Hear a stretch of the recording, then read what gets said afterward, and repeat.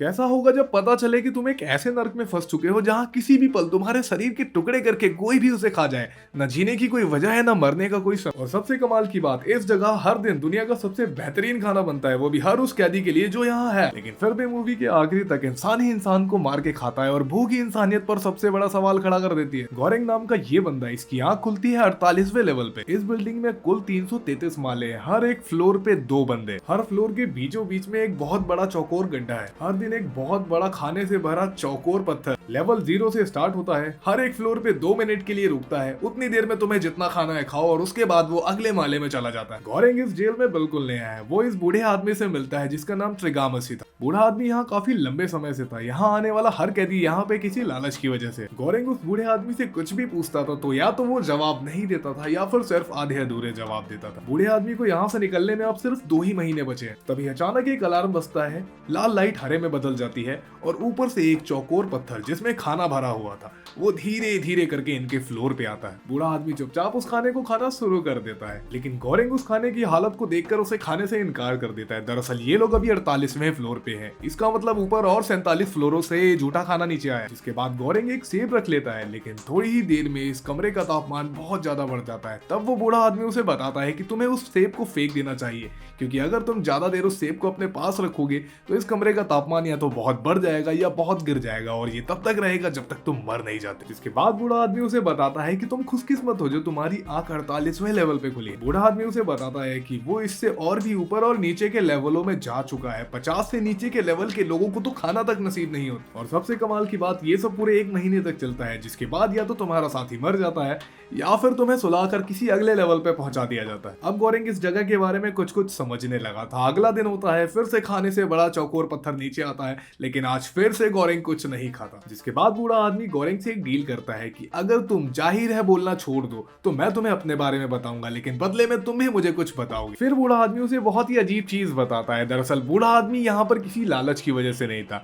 बल्कि उसने तो टीवी पर एक ऐड देखा जिसमें एक ऐसी मशीन के बारे में बताया जा रहा था जो किसी भी पुरानी जंग खाई चाकू या कैंची में धार लगा सकती है। मशीन का नाम समुराय था। बूढ़ा आदमी पैसे इकट्ठा कर उस मशीन को लेकर आता है, लेकिन कुछ हफ्तों के बाद दोबारा उसी चैनल पर बूढ़ा आदमी एक और ऐड देखता है जिसमें दिखाते हैं समुराई प्लस नाम के एक चाकू के बारे में, जिसको जितना इस्तेमाल करो उसमें अपने आप उतनी ही धार लगती जाती है। जिसके बाद बूढ़े आदमी को बहुत गुस्सा आ गया और उसने अपनी टीवी उठाकर अपनी खिड़की से नीचे फेंक दी और वो जाकर किसी एक इंसान के लग गई, जिसके बाद उसकी मौत हो गई। अब बूढ़े इंसान के पास 2 ही ऑप्शन थे, या तो वो किसी पागल खाने में चला जाए या फिर यहाँ पर आ जाए। तो बूढ़े आदमी ने इसे चुना, क्योंकि 1 साल के अंदर बूढ़े आदमी को यहाँ से रिहा कर दिया जाएगा। और इस जगह के बारे में एक और बड़ी अजीब बात है, यहाँ पर तुम आने के टाइम कोई भी एक चीज अपने साथ ला सकते हो। गोरेंग ने दबी आवाज में बूढ़े से पूछा, तो तुम अपने साथ क्या लाए हो? बूढ़े ने चाकू निकाल कर बोला, जाहिर है समुराई प्लस। तभी अचानक से ऊपरी माले से एक लाश गिरती है। गोरेंग चिल्लाने लगता है, लेकिन बूढ़ा आदमी उसे चुप होने को कहता है और चुपचाप से बेड पर लेट जाने को कहता है। अगले दिन फिर से खाने वाला पत्थर नीचे आता है, लेकिन आज कुछ अलग था। उस पे एक लड़की बैठी हुई थी। बूढ़ा आदमी गोरेंग को उस पर ध्यान ना देने को कहता है, लेकिन गोरेंग को कुछ समझ नहीं आ रहा था। वो उस लड़की से पूछता है, क्या तुम ठीक हो और तुम्हें ये चोटें कैसे लगी? लेकिन लड़की उस पत्थर पर बैठे चुपचाप गोरेंग को निहारती रहती है और फिर पत्थर अगले माले पर चला जाता है और फिर उससे अगले। जिसके बाद बूढ़ा आदमी गोरेंग को बताता है कि ये औरत दरअसल अपने बच्चे को ढूंढ रही है, जो कि हकीकत में है ही नहीं। ये शायद किसी तरह की पागल है। ये अक्सर ऐसे ऊपरी माले से नीचे की तरफ उतरती है अपने बच्चे को ढूंढने के लिए। इस बारे में गोरेंग के पास कोई भी जवाब या सवाल नहीं था, इसलिए गोरेंग चुपचाप से पीछे हो जाता है। तभी नीचे से चिल्लाने की आवाज आती है। ये लोग नीचे झांक कर देखते हैं तो उस औरत ने किसी बंदे को मार दिया था, क्योंकि वो उसे चोट पहुंचाने की कोशिश कर रहा था। अब बूढ़े आदमी के साथ रहते हुए गोरेंग को लगभग महीना होने वाला है और गोरेंग ने अपने आप को इस माहौल के लिए ढाल लिया था। सब कुछ ठीक चल रहा था, लेकिन फिर अचानक से कुछ ऐसा होता है जिसकी तुमने कल्पना भी नहीं की होगी। अचानक अलार्म बजता है, पूरे कमरे में एक अजीब गंध होती है और सब बेहोश। अचानक से गोरेंग की आंख खुलती है और वो अपने आप को 171वें फ्लोर पे पाता है और यहीं से शुरू होता है मौत का नंगा नाच। दरअसल वो बूढ़ा आदमी अब अपने असली साइको रूप में आ चुका था। इस लेवल तक खाना पहुंचना लगभग नामुमकिन है और बूढ़े इंसान को जिंदा रहने के लिए मजबूरन कुछ खाना चाहिए, तो इसलिए उसे गोरेंग का मांस खाना पड़ेगा। वो गोरेंग को अच्छी तरह से एक बेड पर बांध देता है और उसके मुंह पर एक कपड़ा बांध देता है। वो उसे बताता है कि 1 हफ्ते वो बिना खाए रह सकता है। उसके बाद मैं तुम्हें धीरे धीरे करके काटना शुरू करूंगा, पहले तुम्हारी जांग, फिर छाती,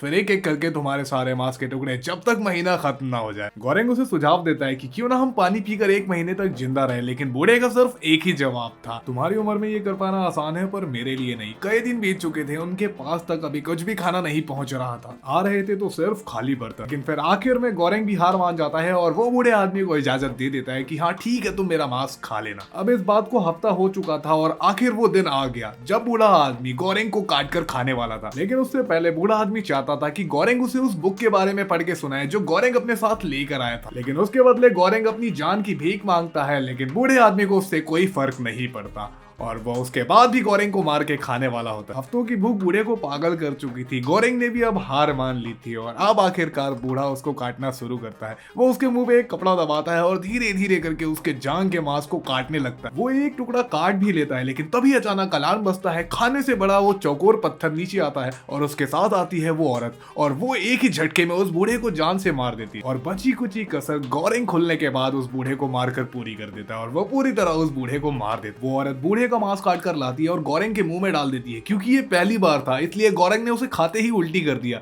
लेकिन काफी दिनों से कुछ ना खाने की वजह से आखिरकार गोरेंग को वो टुकड़ा निकलना ही पड़ा। अलार्म फिर बजता है। वो औरत चुपचाप से जाकर उसी चौकोर पत्थर में बैठ जाती है और अगले माले पर चली जाती है। गोरेंग कई घंटों तक उस अधमरी अवस्था में पड़ा रहता है जब तक कि दोबारा कमरे में एक अलार्म के साथ अजीब गंध ना आए और वो बेहोश होकर किसी अगले माले या फ्लोर पर ना शिफ्ट हो जाए। उसे बूढ़े की आत्मा भी दिखती है जो कि उसे बार बार कातिल ठहरा रही होती है। शायद ये गोरेंग के दिमाग की कोई कल्पना थी, लेकिन हर बार वो अपने आप को बेकसूर बता रहा था। अचानक हमें लेवल 0 को दिखाया जाता है जहाँ सारा खाना बनता है। एक बूढ़ा आदमी किसी डिश के लिए अपने स्टाफ को डांट रहा था। फिर अगले ही सीन में हम देखते हैं गोरेंग की आंख लग जाती है और जैसे ही उसकी आंख खुलती है वो अपने आप को किसी दूसरे माले में पाता है, किसी और के साथ। अब आखिरकार वो 33वें माले पे था जहां उसके पास खाने के लिए तो कोई भी कमी नहीं थी। यहाँ गोरेंग की मुलाकात इमोगिरी नाम की एक महिला से होती है जो कि पहले यहाँ के लिए काम कर चुकी है। दरअसल ये वही औरत है जो यहाँ पर लोगों के आने से पहले उनका इंटरव्यू लिया करती थी और इसके पास एक कुत्ता भी है और इसी ने गोरेंग का भी इंटरव्यू लिया था। अब महिला गोरेंग को सब कुछ साफ तरीके से बताती है कि ये किस तरह काम करता है। दरअसल ये कोई जेल नहीं है बल्कि एक ऐसा सिस्टम है जहाँ पर अनुशासन सिखाया जाता है। यहाँ आने वाले जितने भी लोग हैं उनके यहाँ आने से पहले उनकी फेवरेट चीज के बारे में पूछा जाता है कि जो उन्हें सबसे ज्यादा पसंद है खाने में।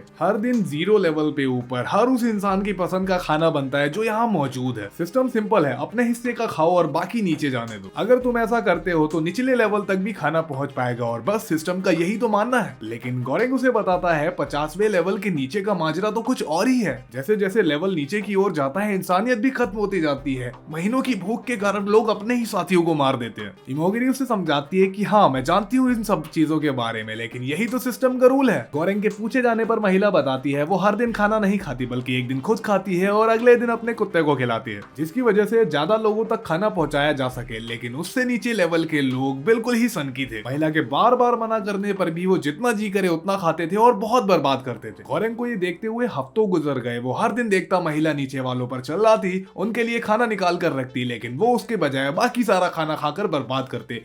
एक दिन आखिरकार थक हार कर गोरेंग ने नीचे वालों पर चिल्लाकर अगर तुमने अपने हिस्से से ज्यादा खाया तो मैं तुम्हारे खाने पर कल से पॉटी करके भेजूंगा जिससे कि तुम्हारा खाना खाने लायक ही नहीं बचेगा। अब नीचे लेवल के लोग मान गए। महिला उससे ऊपर के लोगों को भी मनाने को कहती है, लेकिन इस चीज से गोरेंग इनकार कर देता है। महिला के पूछे जाने पर वो बताता है कि मैं ऊपर की ओर नहीं हट सकता। शाम हो गई, सब सो रहे थे। अचानक से अलार्म बजता है। अगले दिन फिर चौकोर पत्थर आता है, लेकिन आज फिर वो महिला अपने बच्चे को ढूंढते हुए उस खाने के पत्थर के साथ आ गई थी। गोरेंग इमोगरी की मदद से उसको उठाता है और उसको एक बिस्तर पर लिटाकर उसकी मरहम पट्टी करता है जब तक उसे होश ना आ जाए। शाम हो गई, सब सो गए, लेकिन तभी अचानक चीखने की आवाज आती है। गोरेंग जाकर देखता है तो उस महिला का कुत्ता मरा पड़ा। अब इम्यूगरी के पास जीने के लिए कुछ भी नहीं बचा था और उसके कुत्ते को उसी महिला ने मारा जो अपनी बच्ची को ढूंढती रहती है। जिसके बाद इम्यूगरी उसे बताती है कि सिस्टम कभी भी यहाँ 16 साल से नीचे के बच्चों को नहीं रख सकता और इसका तो कोई बच्चा भी नहीं है और जब ये आई थी तब ये बिल्कुल अकेली थी। इसका मतलब ये दिमाग से पैदल है और बस ये लोगों को मारती रहती है और एक ऐसे बच्चे को ढूंढती है जो हकीकत में एग्जिस्ट ही नहीं करता। फिर वो गोरेंग को बताती है कि आखिर वो यहाँ क्यों आई और अपने कैंसर के बारे में। अब इनको साथ रहते भी लगभग महीना हो चुका था। अब वो दिन दूर नहीं था जब गोरेंग से ये सब छिन जाने वाला था। फिलहाल गोरेंग 33वें लेवल पे था, जिसका मतलब उसे खाने पीने का सामान आसानी से मिल जाया करता था। लेकिन फिर वही हुआ जिसका डर था।